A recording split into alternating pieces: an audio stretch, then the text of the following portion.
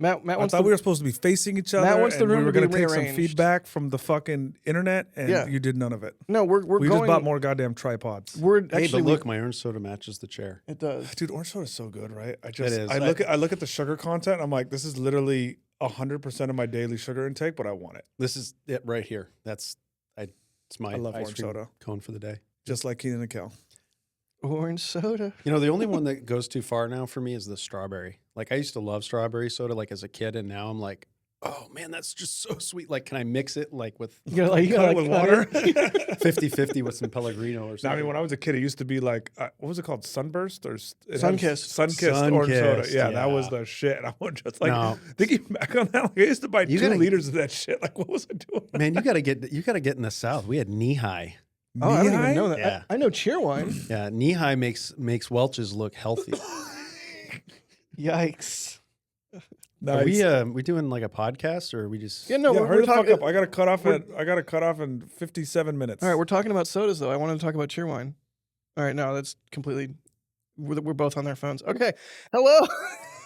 fucking tuned you out. Crashing Jack. and burning, crashing and burning. All right, This is why he doesn't have us both on here anymore. no, this is this was the deliberate choice. I haven't been on this podcast in like a month, and To Jack s- is like, God, it's been so nice. No, we need both of your expertise and insights on. Hello, what is our? No, that was terrible. 56 minutes. Oh God, thanks, dude. Thank you. Wake me up when you haven't Thanks for done an that. intro. Hello and welcome to Roid Rage, episode 61. I'm Jack Beyer, head of media here, and this is AstroForge's weekly podcast where we discuss our trials, tribulations, and yes, triumphs as we work our way further and further down the path to flight with Deep Space 2. Joining me today, we have Matt, our CEO, who I'm not going to ask how he's doing, but there he is. You can probably see him if Rachel switches to his camera. And then we are also joined by Robyn. Robyn, how are you doing? You're our president. How do you like being the president? I mean, it's kind of old news, isn't it? Yeah, but like... You know, I think I got like a bait and switch when Matt asked me to. For sure. Yeah, when Matt's like, I think you should be president, and I was like, why? Like, what's the difference? He's like, oh no, it's like basically the job you're already doing. And I was like, okay, and I knew there was a catch somewhere. I just didn't know where it was. Yeah, it turns out I then got on a plane for like the next 2 months. Oh, that's rough. No, I this is a good week. It's been a great week at AstroForge, and I'm really enjoying watching the team hit a bunch of their milestones. Yeah, a whole bunch of things getting checked off, which is awesome.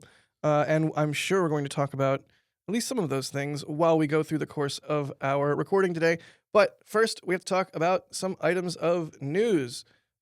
First off in the news, did you guys see New Glenn stuck the landing with its first reuse? Huh? I mean, it would have been better if it stuck the launch.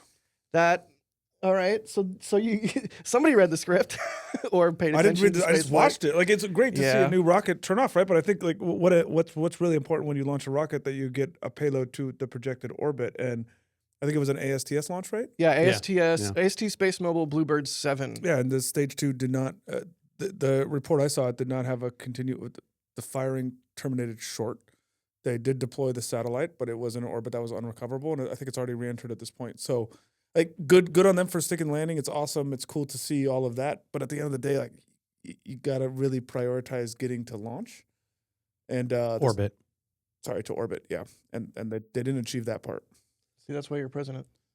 Precision. But yeah, it's unfortunate that It's Bluebird. it's keeping up with my statistics on the first 5 launches. Go on. There's if you go back all the way as far as Delta 3 and you look at Oh God, the cursed one. well, I mean, you got to start somewhere. Okay. I mean, how far do you want to go? Delta 2. Okay, well, but then I got to figure out space shuttle, and it gets more complicated. All right, my bad. All right, well, going back as far as Delta 3, so if you include Delta 3, Delta 4, Atlas 5, New Glenn, Falcon 1, Falcon 9, ABL's launcher, Astra. Firefly. I Astra, assume. Firefly, Yep. Virgin Orbit. Yep.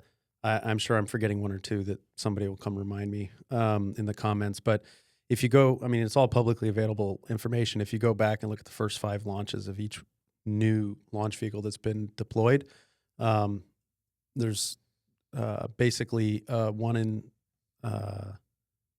3 chance of success, the equivalent of 1 in 3 chance of success for each one of those launches of the first 5. Usually they get better towards the end, but that really means that it's much worse than the first 3. So I'm not really surprised that they had problem, because whether it's a big program like Ariane, by the way, is in there too, Ariane 5. Yep. Even Delta 4 Heavy, its first launch came up short. They had a problem, But it still delivered payload to orbit, right? Delta 4 has no listed failures. I think ULA called it like a full mission success, but it was all made up by Centaur, and it was a slightly wrong orbit. Correct me if I'm wrong.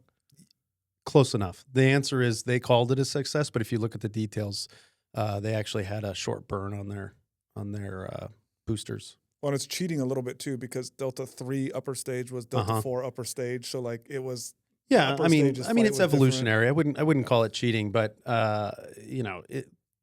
So yes, we can decide where to split the hairs on success and failures, but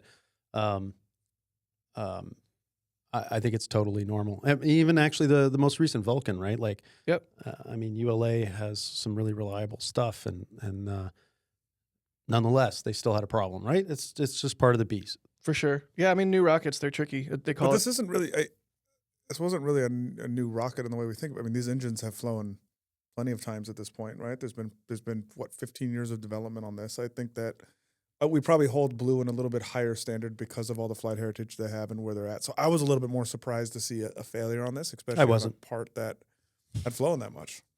Yeah, I mean, I think Robyn being level-headed and not being surprised, and Matt being I think both are reasonable reactions. I personally was somewhat surprised because you sort of expect Blue with Blue's messaging, like, gradatim ferociter or step by step slowly. It's like, oh, they've been taking a really long time to check all their boxes and dot all their I's and cross all their T's. I'm just glad other people are taking up the innovation on reusing the first stage and getting more reusable hardware that doesn't include like parachuting propulsion modules into the ocean and pretending like we're going to clean them up and relaunch them. Smart reuse, the dumbest reuse, in my opinion. Okay, cool. Well, I think that covers it. We look forward to the next New Glenn launch. Let's move on to our next news item. Can I? Oh, we have more news item. Okay, continue on. No.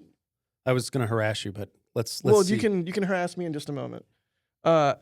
I have a tweet here from Jeff Faust saying Isaacman says he's interested in a prize competition of some kind to support development of asteroid mining technologies. This was during his recent congressional testimony, and hey, we took notice. That's pretty cool.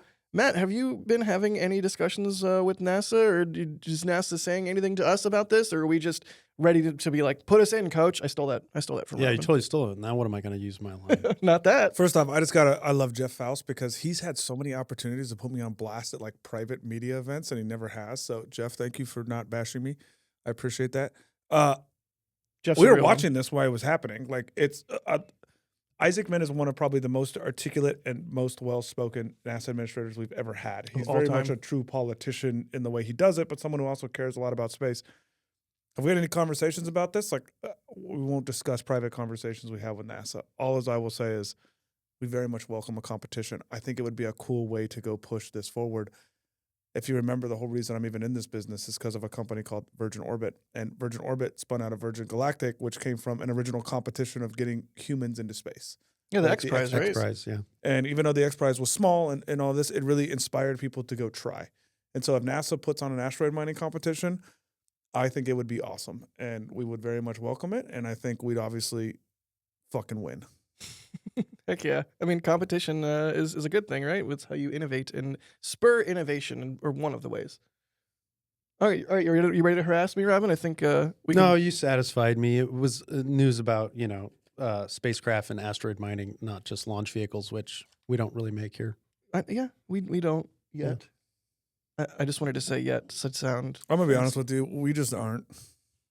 I have no interest. Like, we've done it, been there, done that. Rockets are expensive. They're hard. Yeah, they produce a lot of fire and brimstone, and that's all great. But, I mean, we just mentioned, 8 active companies that are going after launch vehicles? Yeah, there's a lot. There's a lot that are going after And a couple that are out of business. And a couple that are out of business. And it's all great, but, like, why do we need to enter a commodity market like that, right? We want to enter a market that nobody else is doing, which is the exploration of the universe. I'm super thankful that we're getting to the point where the spectacle of a rocket launch is no longer the launch itself, but what is being done with the launch. I think Artemis 2 is a big shift where it's not, oh, wow, big rocket. The story was, of course, humans around the moon. So let's move on. Let's move into the future. Rocket launches are no longer exceptionally novel and... What did Voyager launch on? Oh, Titan? Robyn, you were supposed to answer that. It was for Jack to prove my point that nobody gives a shit about the rocket launch. We do care about the missions. We always have. I think that's fundamentally flawed, but I think it's changing. I think the things are shifting. Obviously, it's flawed because I just ate shit on that. So, well, but I do think it's true that it's important to remember that a rocket launch, although rockets are an amazing thing to see in action. I mean, it is the near pinnacle of human innovation 100%. and eking out every bit of performance out of materials and propellants and guidance, navigation, control. Like, it is amazing, all the different things that have to come together, to be sure.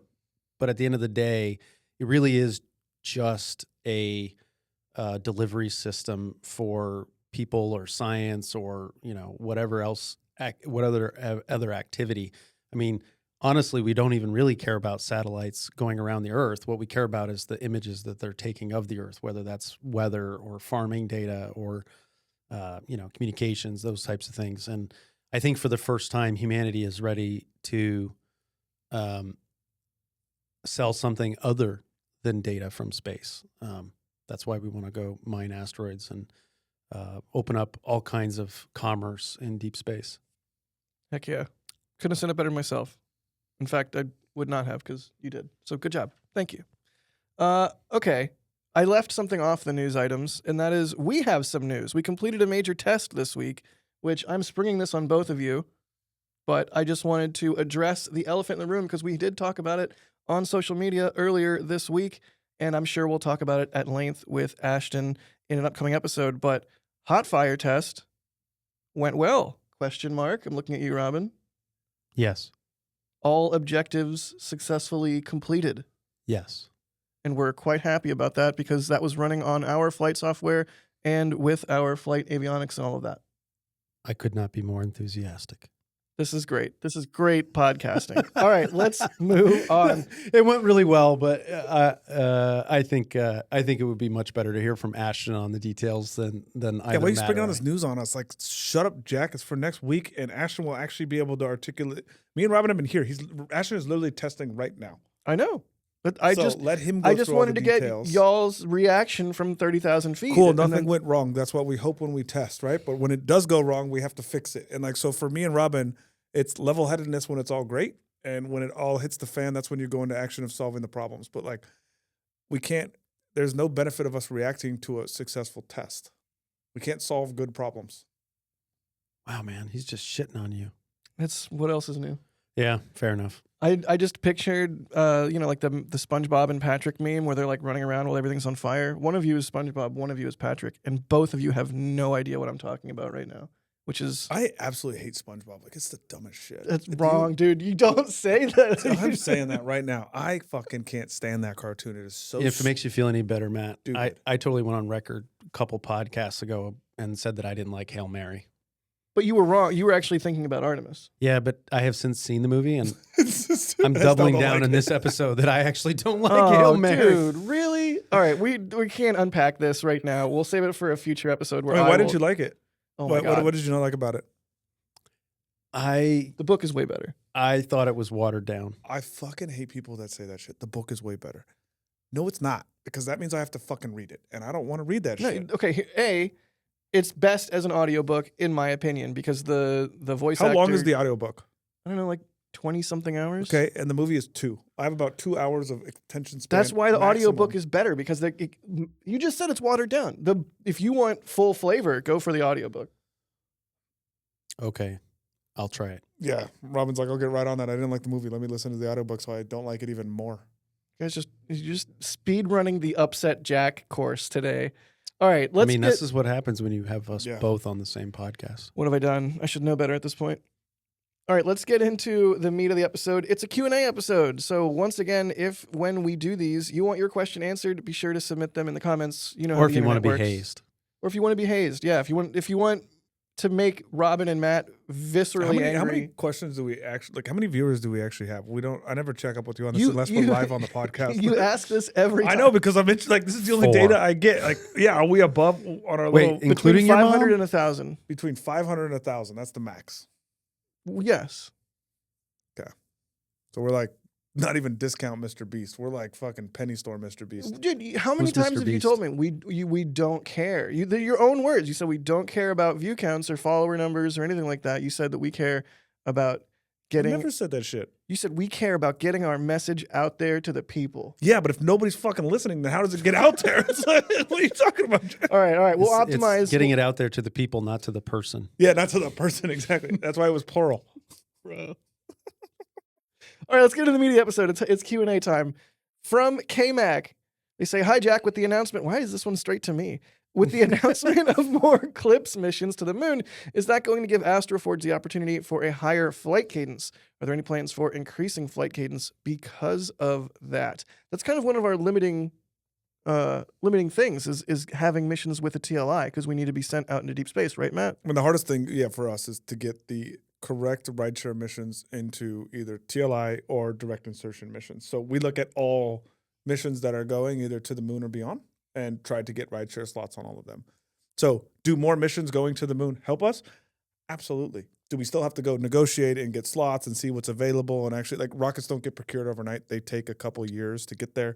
This will help us in the future. It's definitely something we're super excited about, but we still got to go do the legwork of making sure we get on them. Makes sense. Robyn, any thoughts? Are there any plans for increasing flight cadence? Yes. Are you just going to no-sell me the whole episode? Oh my God. I don't know. I mean, you asked him a question. He responded with yes. Okay. All right. From Delta V Enjoyer, Odin's You're not going to elaborate at all, dude? All right. We've got a whole factory with a whole bunch of new equipment and a whole bunch of machining stuff that we just got, and we're like ramping up the assembly line, and you're just going to say Yes. yes. I could repeat the answer. Robyn reminds me of, like, I've been watching this Netflix show about the mobsters. And there's, like, the badass mobsters that are always like, "I would like to use my Fifth Amendment right." Yeah, right. It's the whole time. It's the whole fucking, that's all they say. I feel like this episode of the podcast is like a spicy food. Like I'm having trouble consuming it, but I am enjoying it for some reason. Okay, more Yeah, spice. but you'll hate it later. I always hate it later. Like all spicy food. From Delta V Enjoyer, Odin's comms issues were a ground station problem as much as a spacecraft Oh problem. my God, we're still going to talk about Odin comms? People have questions. People want to know. They haven't Don't been we have watching entire episodes? They haven't been watching past episodes, and so as our audience and reach expands because of the fantastic Not by work that much. of the media team, Rachel and I, As we grow 1% per year on audience growth, the new As- 1% are going to ask the yes, questions. Yes, that is Wait, actually correct. Aren't we on episode 61? Wouldn't that just be 1%? But here's the question. It said, what actually is your ground station architecture? Yeah, what's actually different about your ground architecture this time to avoid the issues? Way more you had? dishes. I mean, it's pretty simple, right? Like we had probably It's not enough actually ground not stations. simple at all. Well, it's not simple, but we had probably not enough ground stations when we did Odin. We didn't have backup ground stations. So when we had any issues or any problems at a ground station, it was, well, we got to try to fix it at that ground station and solve it to talk with the spacecraft. That is not our case this time. We plan on having almost 3 times as many ground stations available at launch that we can use. Double redundancy at the beginning, especially in the early phases of the mission when we need it more. And the reality is we just have a lot more time to do a lot more testing. Does it mean we're going to get it right? Like, I sure fucking hope so. But communicating with the spacecraft running away from the Earth as fast as it can is still pretty difficult to do. And will be a big kind of check the box moment for us once we launch.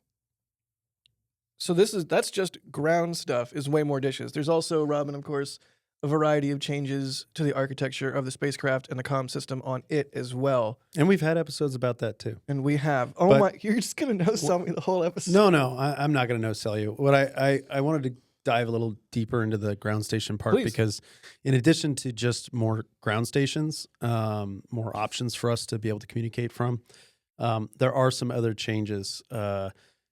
For example, having a lot more ground stations means we need a more automated way to configure our communications on the ground so that when we switch from one ground station to another, you're not in like super hacker command line, issuing a bunch of commands to reconfigure your hardware and software to talk to that other very specific ground station. And I would totally love it if ground stations for deep space, by the way, this applies to deep space, not to LEO. For LEO, I don't want to say it's not that hard because people have worked really hard over a number of years to make it easier, but nobody's worked that hard to make deep space easier. So you have to configure the way that you talk to the ground station and the way that the ground station talks to the spacecraft on a per ground station basis. And so we've also developed our software in-house for command telemetry and control to be able to automatically select the various configurations based on which ground station we're selecting, and done a lot of work on being able to schedule so we know the best station to pick, whether that's by cost, whether it's by slant range and angle and other parameters, cost, and also cost. I imagine probably also cost as well. Well, we do take cost into consideration, but also performance, likelihood of performance. And then I also want to say, when we wrap it up into things like telemetry and command, but there's also other functionality like ranging, which is basically telling how far away the spacecraft is from the Earth at any given moment, and then doing the complicated math involved in orbital dynamics to say like, oh, this is where the spacecraft is. Okay, from there you can tell it where to go next. All of that has to exist because you can't do that in real time. Like that has to all be set up ahead of time, validated ahead of time. So it is a little bit more complicated than just more ground stations. But boy, am I glad we have more ground stations. This is where we are truly on like the final frontier of going after this. I mean, I'm assuming this is a lot like what it felt like to launch Falcon 1 in the same way. It's like, this isn't really well understood by commercial. Most of the dishes we're using are not commercial assets, they're government assets. I really wish we could use DSN. This is what all the big NASA missions use, but we just don't have access to it on a timing or a cost basis. And hopefully we'll start to work and be able to fix that long term, but right now we can't.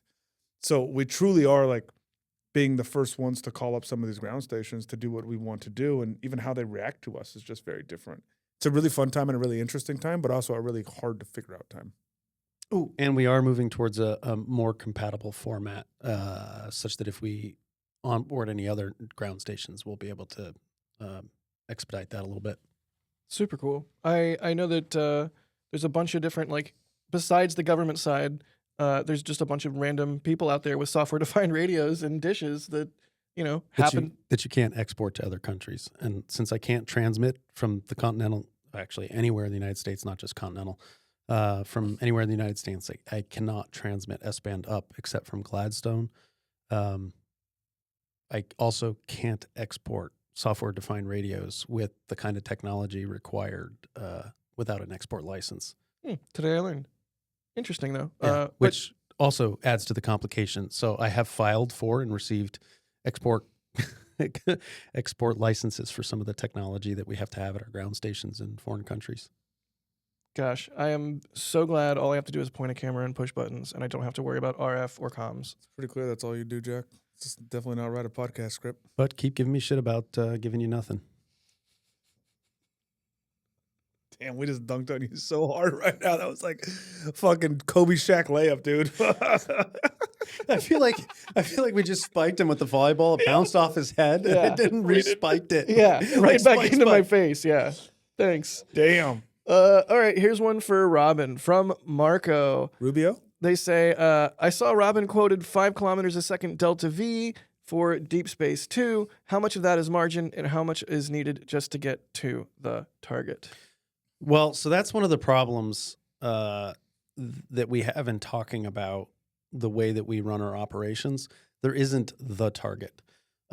We actually have to be able to reach viable near-Earth objects on any day of the year. Because we're rideshare, we don't pick the launch date, and we don't have an instantaneous launch window. And so we use colloquial 5 kilometers per second, but it actually depends on how much propellant we choose to load on board. We're actually capable of carrying more than that. And we could also carry less if the mission didn't need that kind of delta V. So when we talk about margin, I actually don't think about margin of delta V. I think about margin as the number of targets that I can get to with respect to any engineering decision. So we'll carry the amount of propellant we need that maximizes the number of targets that we can get to for that particular launch window. Nice. Very cool. We have another one that's a follow-on with the Delta V theme from Meme Archive 69. They say 5 kilometers a second is insane. What is the rate of change? Delta V a second or whatever. I am not a. I don't. Is this an actual metric? I'm not a rocket It's like a scientist. couple meters per second per day. Because It's electric propulsion, right? So it's very little low force. thrust. So yeah, neat.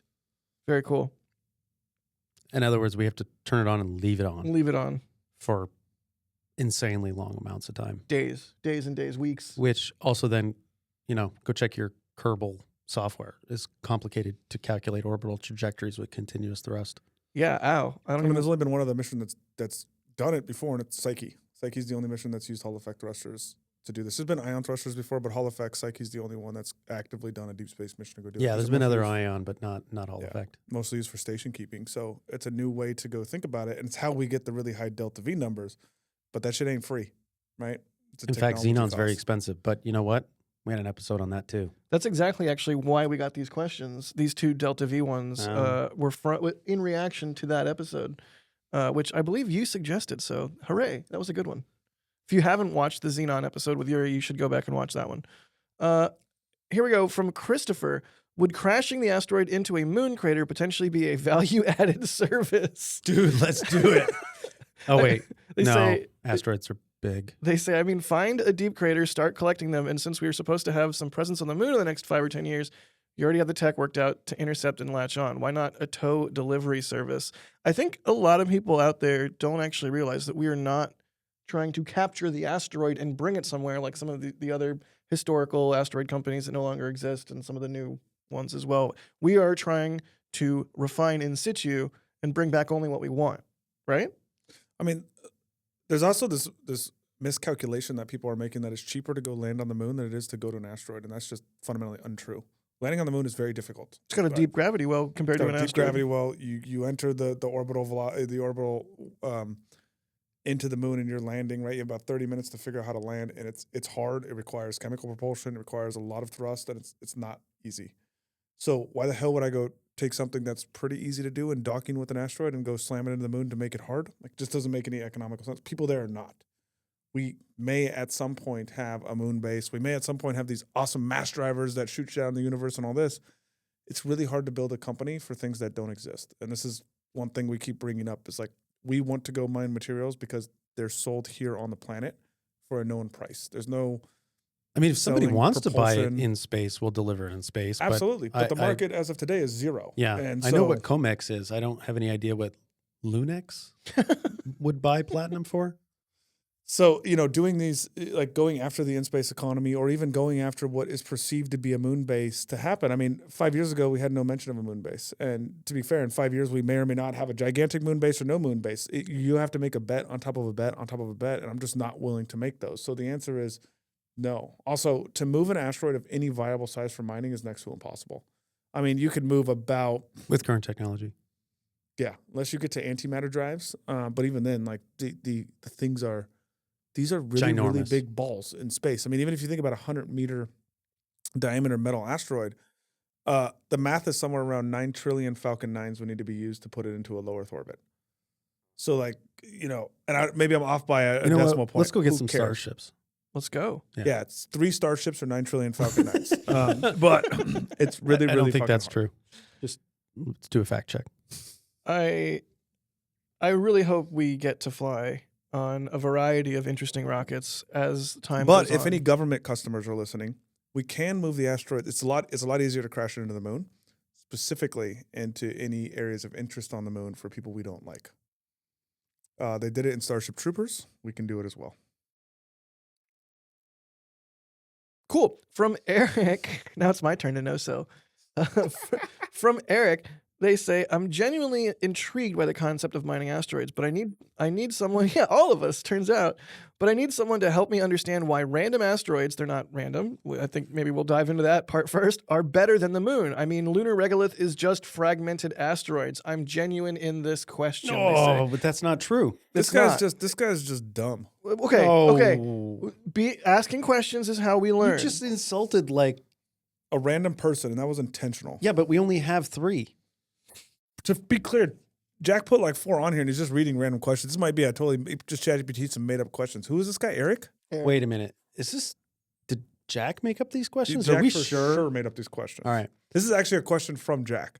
And first off, the moon is not random pieces Why of would I asteroids. ask this? I would ask a way better question like, hey, why aren't we going to fly on Starship? And then the answer would be like, oh, because they're just going to fly freaking AI satellites for the next 20 years. Like, I would ask. That's not the answer. To I would that. ask, that is the answer. All right. Well, let's treat this a little bit seriously for a second. Why not the moon? Because reference the previous answer, the moon is a deep gravity well, and it's actually hard to get things from the moon to the Earth compared to getting them from a near Earth object to the Earth. Like, Also, the moon is not special. There is nothing on the moon that we have discovered that tells us there's any kind of ore material on the moon. And the definition of ore is that it's economically viable to mine. I think it's a big delineation. So just going to the moon right now, we think the moon was formed as a piece of Earth that broke off. We see this in the geochemistry we do. There's nothing there that is really lucrative for us to go mine on the moon today to bring back. There was a paper that came out about 1.5 years ago about how there is some platinum group metals on the moon, and I feel like nobody read past the title where it says the reason they think there's platinum group metals on the moon is from metal asteroid impacts on the moon. We just want to go to the metal asteroids. Metal asteroids are the core of a planet. And if you look at how planets are created, that is where all the really, really important that's the good stuff. heavy metals are that are worth a lot of money. And that's why they're special, right? They are like this refined piece of material already high in the grades of platinum group metal that we can go out to, land on, and mine them. The moon doesn't have a lot. It's got a lot of aluminum. It's got a lot of silicates. It's got a lot I would consider, you know what? I haven't actually read the papers on Mercury's composition.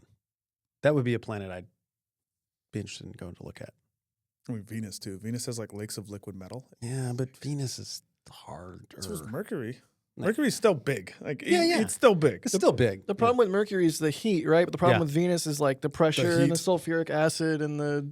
What am I getting it wrong? No, Enlighten me, keep please. going. All bad stuff. All the bad things. All the bad things. There was also a paper that came out recently that Jupiter, the core of Jupiter, is there's a chance it's like a giant diamond. Like, who knows how true this is, right? Who knows how off of the science world this is? I thought it was like solid hydrogen. I don't. Like ice hydrogen or something, slush hydrogen. I'm not saying the paper was written by anybody that's well known or good, Oh, but wow. it was interesting to hear about. But with that caveat, But what I'll get I at read there this is like, paper. even if you have a planet that is solid gold, unless you can economically get there and mine it, it's not ore. It's what we come down to the problem. Like, is there enough platinum group metal within the planet to sustain our way of life for the next 1,000 years? no. If you could go to the core of the Earth, there probably is. Oh, and yeah, sure. But you can't access it, so it doesn't matter. It's not an ore grade. It's not economically mineable, and we actually have no technology to get there to mine it. So I'm pretty sure I saw a documentary called The Core where they. Wait, no, that was a movie. nope, it was a documentary. And if you remember there that was a movie documentary, called they The used Core, too. nuclear bombs, No. and those have been banned. I'm being sarcastic. I was talking about the movie. Yeah. All right. It was a great movie, though. Can we they also found diamonds on the way. Like, I've never Oh, that seen was it. so badass. I've actually never seen it. I've seen Armageddon a million times. I've never seen The Core. just keep reading. I'm about to. From Michael, what's your overall timeline for your mission goals? Are we talking in the 2020s or early 2030s? Well, Deep Space 2 is going to be launching later this year. Well, Odin launched last year. Odin launched last year.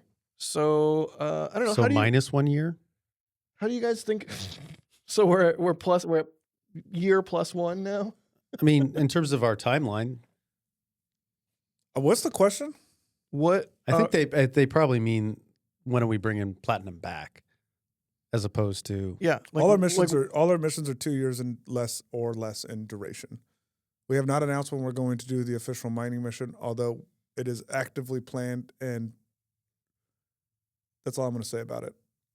ooh, mysterious.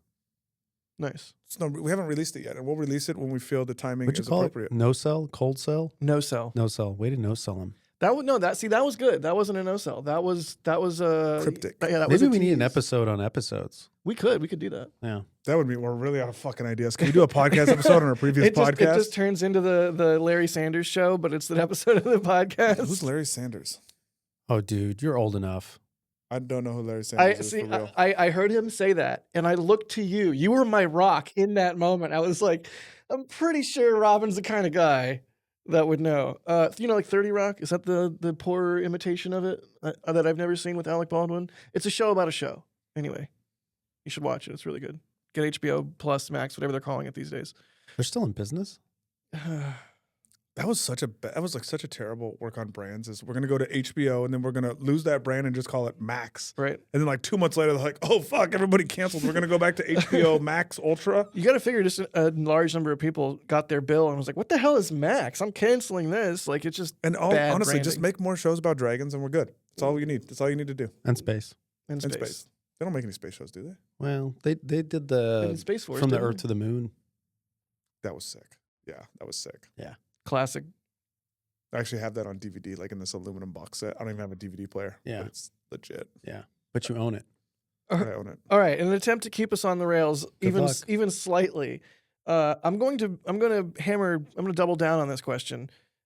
A while back, in fact, I think more than 6 years at this point, Gwyn Shotwell said it would be a major company fail if Starship wasn't flying humans within 6 years. That is out the window. So, in her own words, major company fail. Now, that's, I think, hyperbole. It's intentional for the framing of this question. But where would you say AstroForge, this is a question from Jack at this point, where would you say AstroForge should be in 6 years, or it's a major company? Gwen is probably one of the most impressive business people we've ever seen run a company. Absolutely. Right. And running a company is very difficult. And you have to always have really tight limits and really walk the line of like what's possible and not that you can do from a leadership perspective. And so the fact that Starship isn't flying humans, like, sure, Starship is still flying. They still caught it. It's still really impressive to see. And we'll see where it goes. But your question was, what is us as a failure? Going out of business. Well, not necessarily going out of business. And the reason I say that is if we're, what I always say to the team is if we're actually the same company in 2 years, we fail, especially in this early stage of a company. If we're around 50 people and we haven't actually made it in deep space or made it to an asteroid, like what the fuck are we doing with our time? Time is limited. Time is one of the hardest assets. So why would you want to spend all your time being stagnant? And I just have no desire to do that. I would rather, if we thought that over the next 4 years we were going to have zero growth and not accomplish anything, we should just stop today. What's the point? There we go. That's what I was looking for. That's that good old Matt rah inspirational. It's not meant to be inspirational. It's just meant to be fucking honest, right? No, it's real. It's real. We're all going to die one day, and you have a short amount of time before you can do things when you die, and we're all going to really try to do really aspirational things.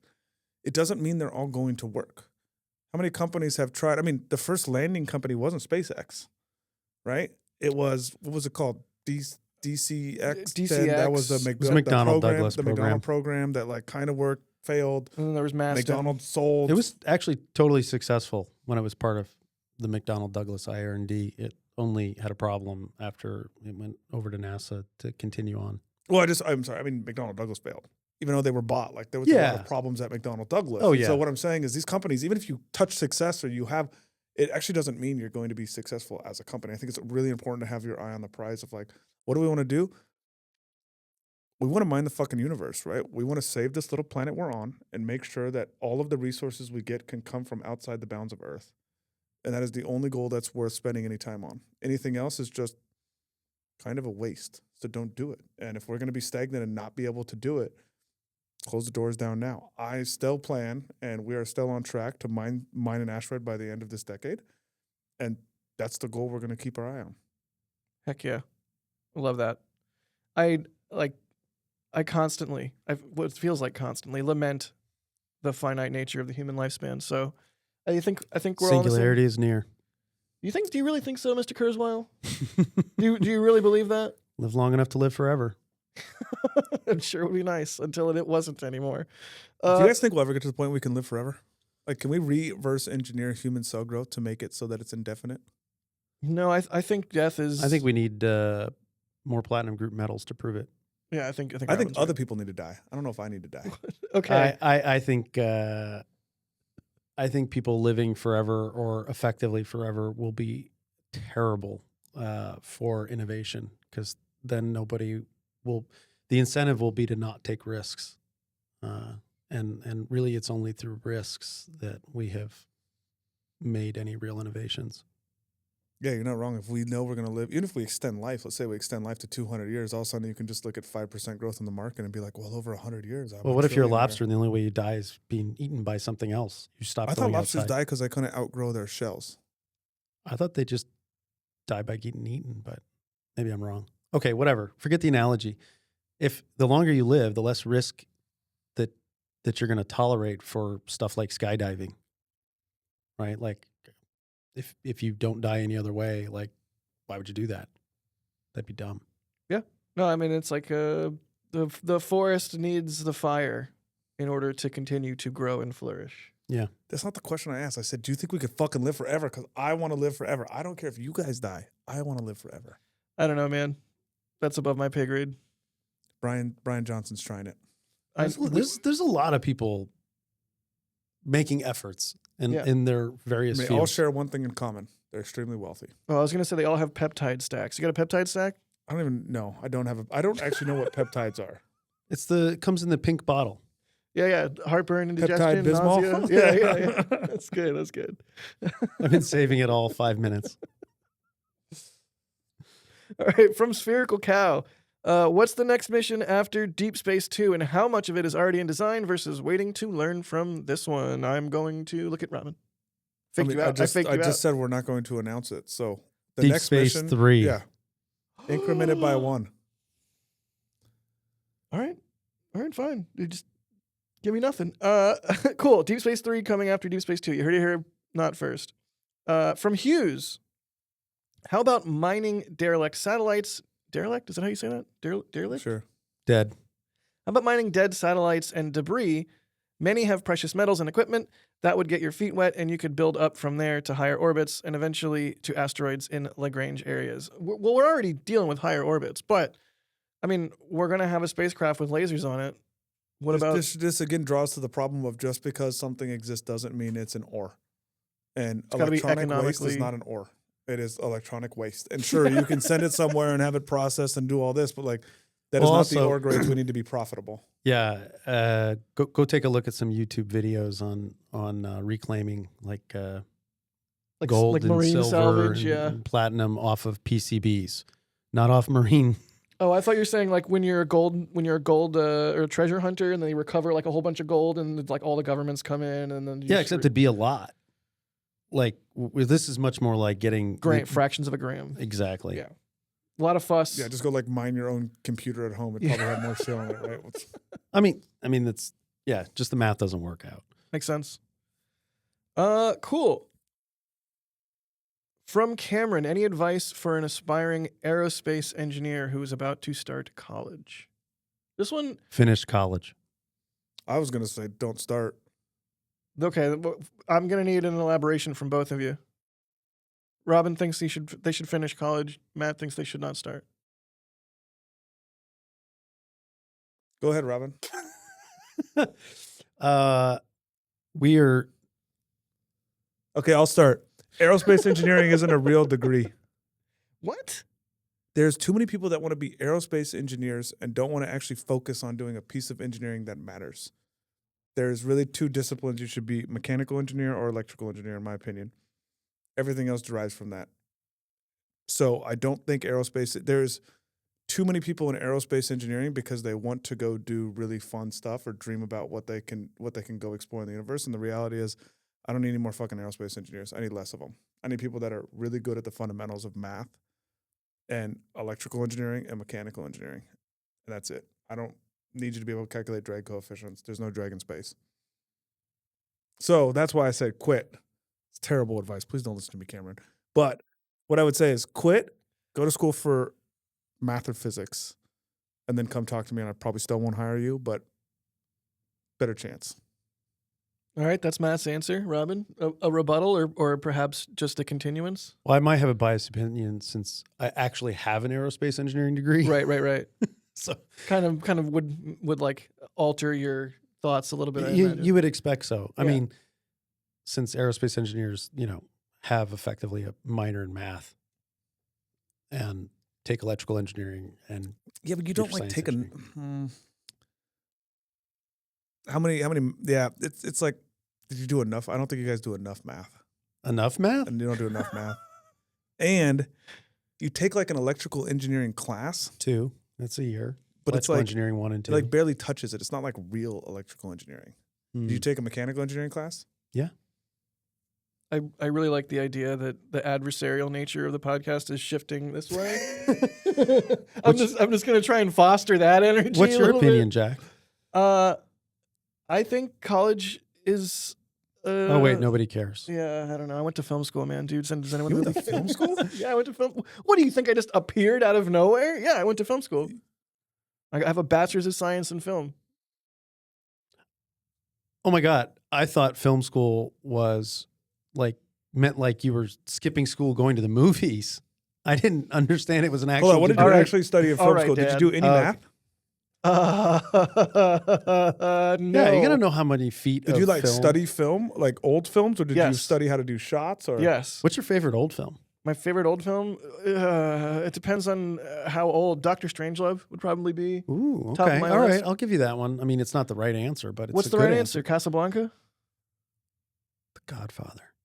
is that even an old It's film? not even black and white.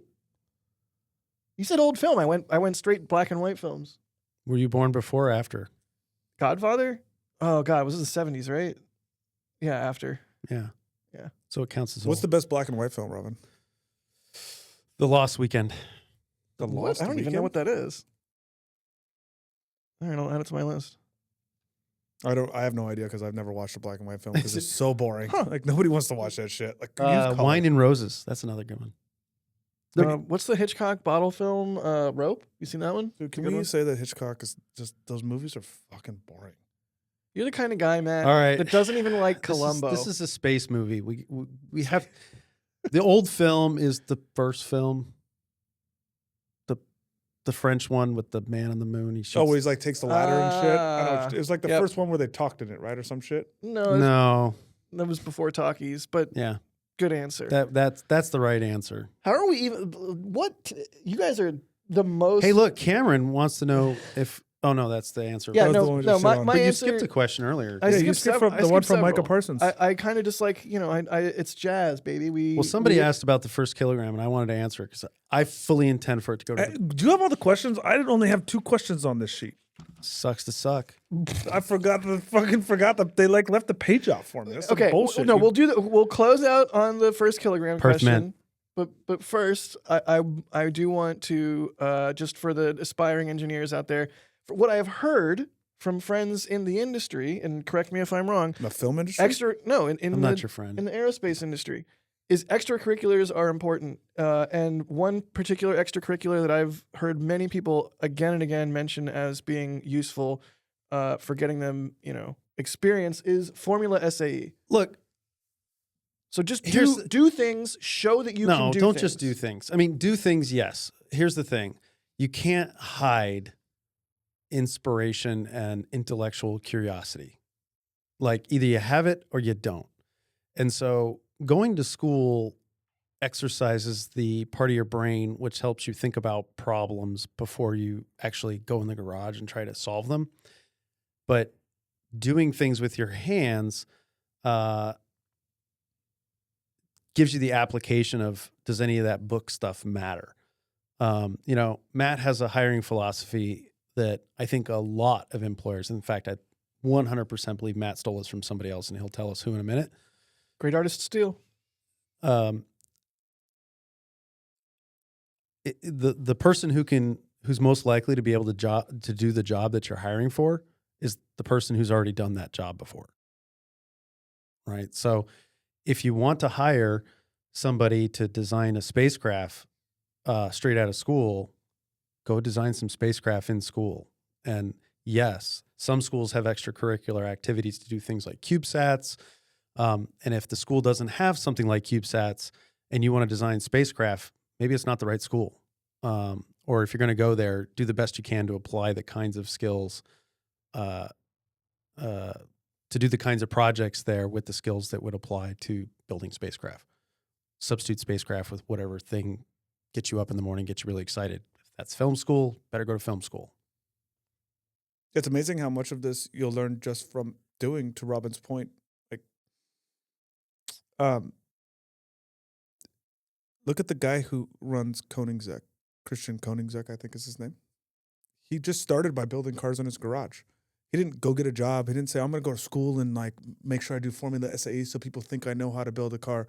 No, he just actually built the fucking car and then iterated and iterated and iterated. And like that true passion, I'll say this, to be very blunt with a lot of people, that true passion has always existed in space. I think going way back, I mean, one of the examples I'll use today is actually Tom Mueller. Go look at Tom Mueller. That guy doesn't actually care how much money he has, doesn't care where he comes from. He wants to build amazing rocket engines, and he does that every single day. Even today, he's in his garage, probably right now, he's probably building a fucking rocket engine in his garage because he just has a true passion for going and building rocket Peter engines. Beck too. Yeah. Right? Right? Yep. Peter Beck started with nothing, like just go build rocket engines. There is, from the electronic side, when I was in school, you had a whole bunch of people, me included, that would try to go build old computers. Not because it worked for a class or it made any sense, just because we found it really interesting to go do. I didn't join any clubs. I didn't want to go do Formula SAE because a lot of that is fake, a little bit of fakeness to me. It's people trying to like say, how do I have the extracurriculars to make sure people Yeah, like it's what not I'm doing? extracurriculars for extracurricular sake. It's what's your passion? Are you doing it?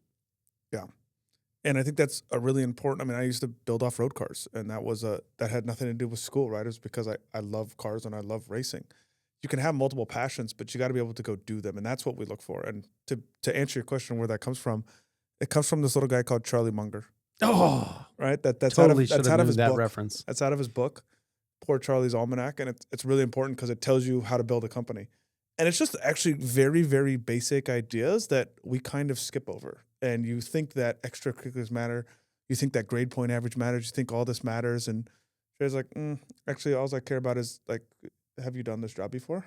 And one of the pushbacks he got at Berkshire Hathaway got this big pushback because this question actually comes from the fact that they would hire CEOs at companies that were always CEOs of previous companies. So if they have a fertilizer company and they're looking for a new CEO, they just go to all the other fertilizer companies and try to hire one of their CEOs. They said, well, how do you train new employees? How do you bring people up? The response was like, that's actually not my job. My job is to hire the best person for this job that's already done it. And if you really constrain that, it makes a lot of these questions really simple. And that's why you guys hear me all the time say, like, we're not University of AstroForge. We're not here to train you on how to do your job. You have to come in knowing what to do at a small company like this. Or at least have enough passion about it to teach yourself, which is, one of the lines of questions I often ask is like, cool, you don't know the answer to that. How are you going to go figure it out? I'm much more interested in how someone figures out how to do something that they haven't done before, right? Like figuring out how to do things you've never done before is actually a skill. And that's part of the reason that I encourage people to go to school, because you don't necessarily know that. And one of the things you can learn from school is learning how to learn. See, that was great. Those are great answers. Those are way better answers. Look at that. I love it. I hope more people. Except for film school. Did you learn anything in film school? Oh yeah, loads. Apparently not I don't think he applies it. not well- apparently the best black and white old movie. Or how to write a podcast script. Or how to set up a podcast room. Ooh, Yeah. Or how to staple all the pages with the questions to Mm. the CEO's Right. podcast Right. paper. Yeah, thing. that's a big one. That's a big one. All right, last question, and then I know you two have important stuff to go do besides just harassing me on this podcast. Oh crap, where did it go? Also, any podcast hosts want to apply, we may have a spot open after Jack Rage quits the company after this podcast. So. For what it's worth, back to the comms question, I'm about to go audit our RF deck. Oh, nice. Maybe I'll come get some photos of you standing there staring at it in consternation. Can you ask this goddamn question? I got 3 minutes left. First kilogram. Who buys it? Is it a Perth refiner, Mint. an automaker? Move on. What? Perth Mint. Perth Mint. Yeah. We're going to return asteroid material back to Australia because it's way easier regulatorily than the U.S. And Australia's already got Perth Mint. Then I don't even have to import it and worry about all the tariff tax consequences of, wait, is this an import? Is it a U.S. company? Hold on, are we like making some fucking infomercial coins? Dude, I would buy one. I mean, I'm down. I'm The just asking. numismatic value of the first material returned from space, stamped into coins. It's gonna be rocks. It'd be out of this world. All right, that's it for this episode. Thanks for watching. If you have any questions for the next mailbag episode or next time we do mailbag questions Or better dad jokes. submit them in the comments. Actually, do submit dad jokes in the comments. And you can shoot them into mailbag@astroforge.com. You guys know how the internet works. Thanks for watching, and we'll see you on the next one. I have no idea how the internet works. It's a series of tubes. What the fuck is the internet?